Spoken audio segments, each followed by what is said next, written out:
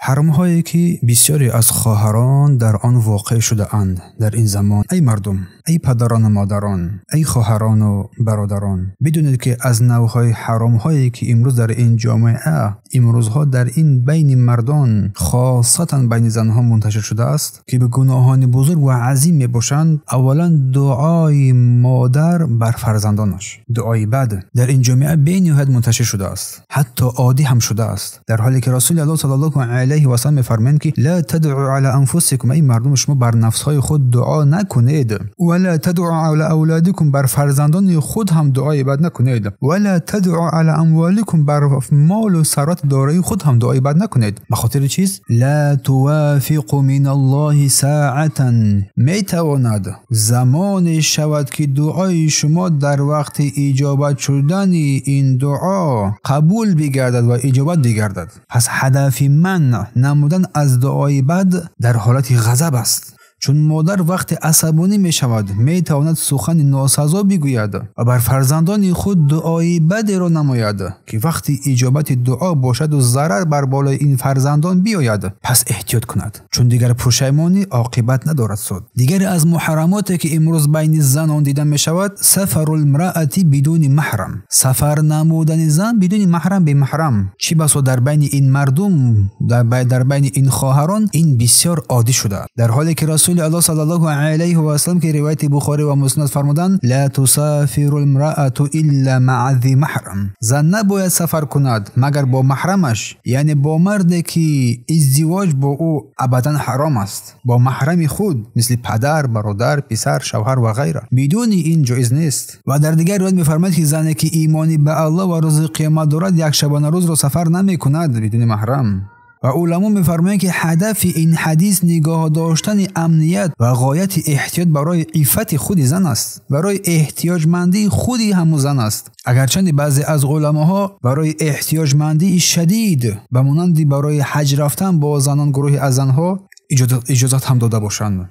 دیگری از محرماتی که در بین جامعه بر کثرت منتشر شده است عطر و خوشبویی را در قد کوچه استفاده و استعمال نمودن، در حالی که رسول الله صلی الله علیه و سلم فرمودند، تأکید نمودند، تحدید کردند. روایت ابی داود و ترمذی است ایوم امرأة، هر زنی که استعطرت، عطر را بر خود مالید، عطر را در خود استفاده بود، فمرت علی قوم، بعد این با یک قوم، با نزد قوم گذشت، علی قوم لتجد ریحها فهی زانیه، هر زنی که عطر زد با خود عطر مالید سپس بر قد کوچه برآمد تا مردم بویش را احساس کنند، به درستی که این زن فهی زانیه، مانند زن زیناکار است. از جهت گناه و شرع این حکم، این تشبیه برای تأکید است. علما میگن که مقصد من از استفاده زنها از این بوی است تا فتنه را بیدار نکند و گمراه نشود و گمراه هم نکند. و دیگر از محرماتی که در این جامعه بر کثرت منتشر شده است تشبه النساء بالرجال، مانند کردن زنان خودشان را با مردان در لباس، در شکل، در هر نوعی، در حالی که رسول الله صلی الله علیه و سلم فرمود لعن الله متشبهین من الرجال بالنساء، الله لعنت کنند مردان مانند کننده بر زنان را،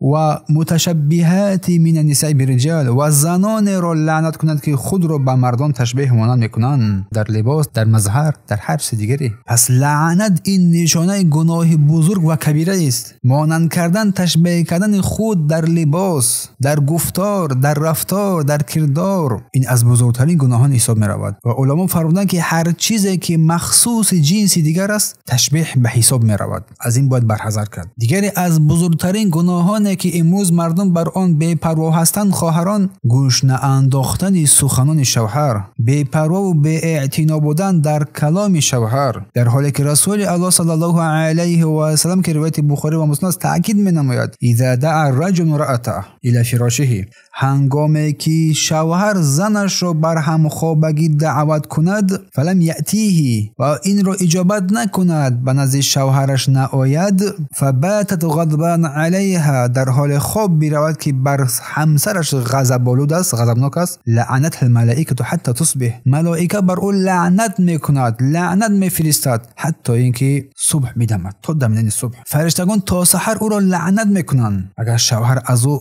خفه شود به سبب سرپیچی زن، علما فرمودند که اگر این سبب سرپیچی سبب شرعی نداشته باشد، مثلا بیمار نباشد، اگر عذر شرعی دارد، در لعنت گرفتار نمی‌شود. در اینجا منظور حقانی حفظ حق همسرداری است، نه اجازه ظالمانه. دیگری از محرماتی که امروز زنها بر آن واقع شدن گوش انداختن موسیقی است، در حالی که رسول الله صلی الله علیه و سلم تاکید کردند و فرمودند لیکونن من امتی اقوام یستحلون الحر والحریر والخمر والمعازف. البته از امت من گروه خواهند بود که زنا، حریر، ابریشم، می و موسیقی را حلال میشمارند. و علما تاکید نمودند که موسیقی با نص قرآن و احادیث حرام است، شدیداً حرام است، که در این وعید شدیدی هم هست. و دیگر از محرماتی که امروز مردم بر آن واقع شدند، النیاحه، داد و فیغان کردن در بالای مرده. رسول الله فرمودند که روایت مسلم است، النائحه اذا لم تتب قبل موتها،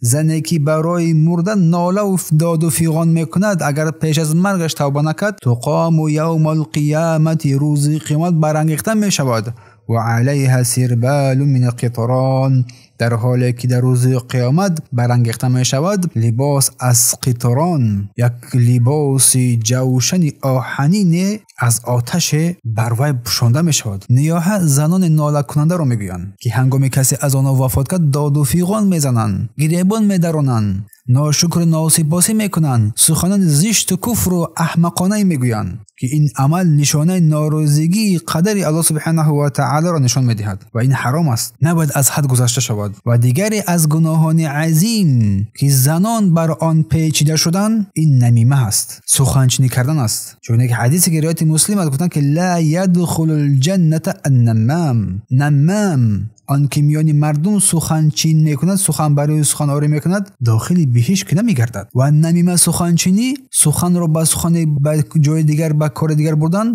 بر قصد فساد از گناهان بزرگ است. اما اگر که به سوی الله توبه کرد، البته که الله سبحانه و تعالی بخشنده و مهربان است. و دیگری از گناهان بزرگی که این روزها زنان در آن گرفتار شده‌اند، رفتن نزد کاهنان و جادوگران، در حالی که رسول الله فرموده که من اتى عرافا، هر کسی که نزد یک جادوگر و فالبین رفت، فسأله عن شیء، از چیز او عراف و جادوگر را پرسید، لم تقبل له صلاة 40 لیله، 40 روز نماز او پذیرفته نمی شود. اگر تصدیقش کرد، باورش کرد، کافر می گردد. هدف این دوری از شرک و کفر این گمراهی ها است. و دیگری از محرماتی که امروز مردم در آن واقع شدن، بر مویه های خود دیگری از مویه ها را پیوند نمودن، در جسم خود نوشتن، در حالی که رسول الله لعن الله الواصله والمستوصله والواشمه والمستوشمه والنامسه والمتنمسه، روایت بخاری مسلم است. الله لعنت کرد زنی را که مویش را با موی دیگر پیوست می نماید و کسی را که از او این کار را طلب می کند،